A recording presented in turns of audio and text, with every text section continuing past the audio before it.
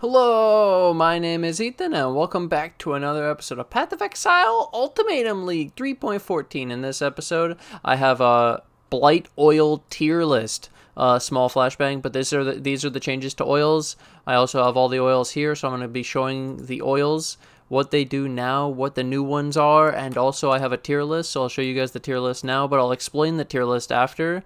But yeah, so possible endgame oil, the S tier oil, which is the one you're basically going to be using most of the time. There's league start oil, so I've broken it down into three categories, and basically there's no great or meh oil. There's just really cool, really appealing stuff, so I'll go through it and explain it all now. And I think the best way to start it is explaining the oil so you guys understand what they do, and then you could judge it for yourself. Yeah. Clear oil, 10% reduced monster move speed. It's good for slowing down the monsters. It's good for league start. Towers deal 20% more damage. Sepia, good for league start. 20% reduced cost of building and upgrading towers. Good for league start. These are good, and then you can use these with scout towers, and you increase the range of a scout tower by putting an anoint on your ring with violet teal. Okay, so the Verdant Oil was 15 pack size. Oh my god, Okay. 10% reduced monster move speed on clear. 20% tower damage on sepia. 20% reduced cost of building and upgrading towers on the amber. And then Verdant is 15 pack size, but they changed it over here as I was showing the whole time. 35 increased XP gain.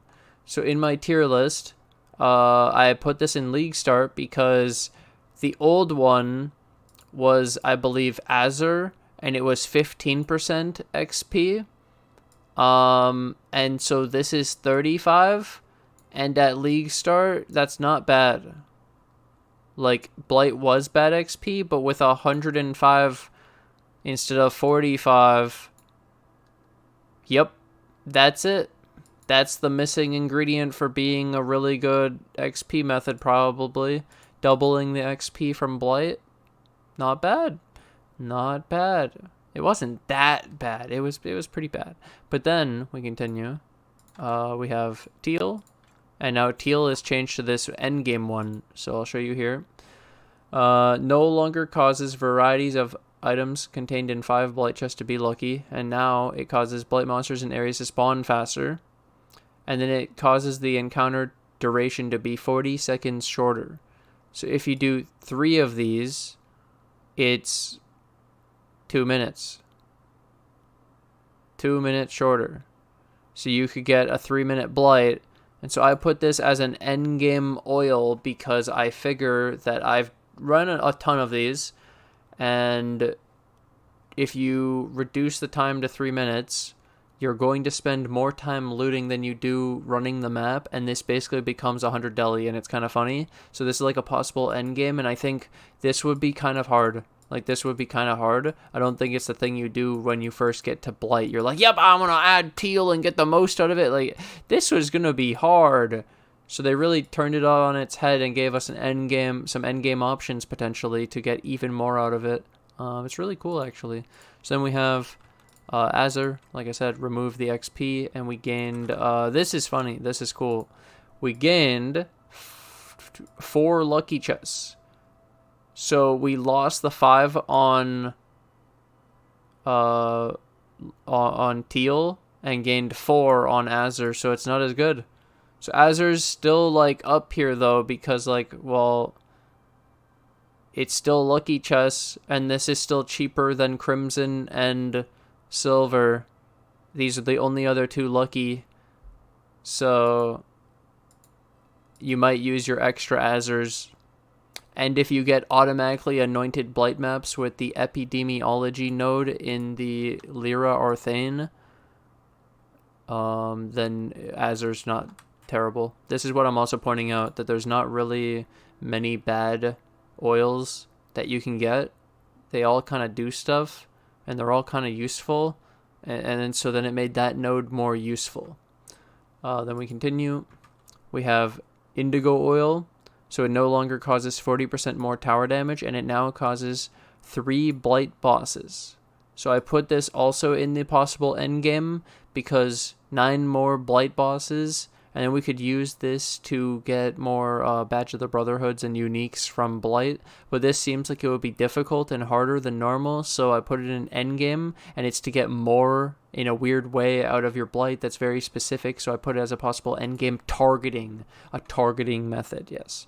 And then, yeah, it used to be 40 tower damage. Violet lost the item quant, which is funny because they finally made it so quantity will affect the chests, and now they took out the quantity, so you can only alch and chisel and shit.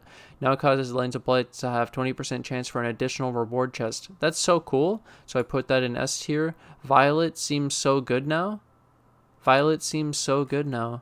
don't even mind about the quant, but that seems really good. Black oil got reduced from 10 to 6%. Feels bad, man. Now my 2 crimson, 1 black is not as good. Now I'll do triple crimson more. Even though we still can't sustain it. Opalescent oil now causes varieties of items contained in 15 Blight Chests to be lucky. And then the pack size got reduced by 20%. Silver oil, we have... Oh, I didn't notice this actually. I thought it was the same. So in my tier list, when I put the silver oil here, I thought it was 15 lucky, and I was even mentioning 4 lucky, 10 lucky, 15. Nope. They removed the 15 lucky. I made a mistake. Opalescent is the 15 lucky. That's what it was. This is the 15 lucky. Oh my god. Dude, Crimson Opalescent is fucking insane now. Oh my god. And yeah, silver oil, 65 quant. So you could pack some massive quant.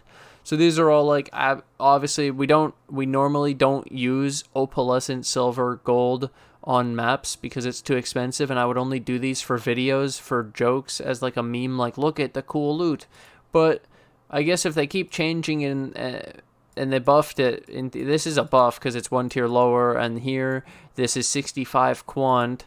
I don't know how to equate this really because we had 30 before, but the quant didn't affect the chest. This might be fucking broken, and we'll just have to find out. So this is a possible like super broken, and gold oil's the same, but now it's just a super better version of black because they nerfed black oil. And so this is my tier list: a ton of S oil, tons of great choices. But obviously the ones you're mostly going to be looking at are Azure and the Violet as your main 2. And then the main early league start 4 is your cheap 4 that come before Teal. And then possible endgame for faster Blight to run more of them, more per hour, because they only take 3 minutes instead of 5. It's so much faster. Or you could do the extra Blight Bosses to get extra Blight uniques.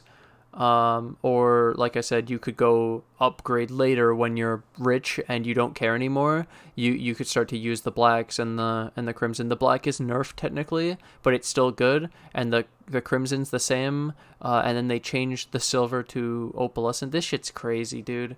I'm so happy.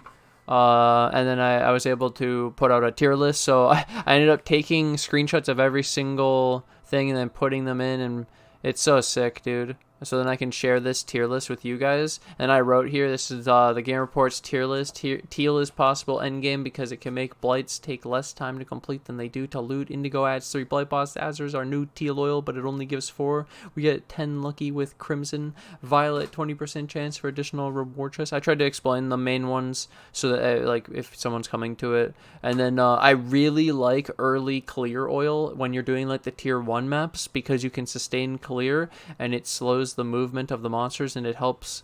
And you could even use shittier towers like meteor towers, and it really helps the monsters not be able to walk around your minions, and it's hilarious. So these are my recommendations for what you should use for Blight Oil. I'll say it one more time in case I haven't made it clear enough. Basically, you would start in the league start with the clear oil, the sepia. If you want to build towers and have some extra damage, you could reduce the cost of the towers and build more towers, but it's less AFK. It's a little annoying to build more towers. You could just make the towers do more damage, but it's possible to build more towers. And then you could also run the Verdant for the extra XP gain. But once you get into these bigger oils, such as the Azure and you can get these lucky chests, and you're in a tier that's higher, like 6, 7, and you can get these lucky chests. Probably recommended. This is where you would start to use Azure. You're gonna start to use your violets for the extra additional reward chest, and then when you get into the higher tiers, T13 plus, you're gonna start mixing in these crimson and blacks. And you're definitely going to be getting the Azures. But this is going to definitely be a lot harder to sustain, and we're going to have to basically recalculate because we've never tried to just use Azures and just sustain them. And it giving lucky, which is kind of cool because it didn't have that, obviously, before we had to use Teal. So this is completely different than we had before. Either way, thank you guys for watching. Thanks for hanging out. I hope you guys enjoyed my tier list. I'm going to take this opportunity to thank my Patreon and my YouTube members who financially support the channel. I can't do this without you guys, so thank you guys for all the support, and I'll see you guys in the league start tomorrow. It's fucking sick. I'll be streaming 4 p.m. EST. Don't miss it, and it's gonna be sick, dude. I can't wait. I'll see you guys there.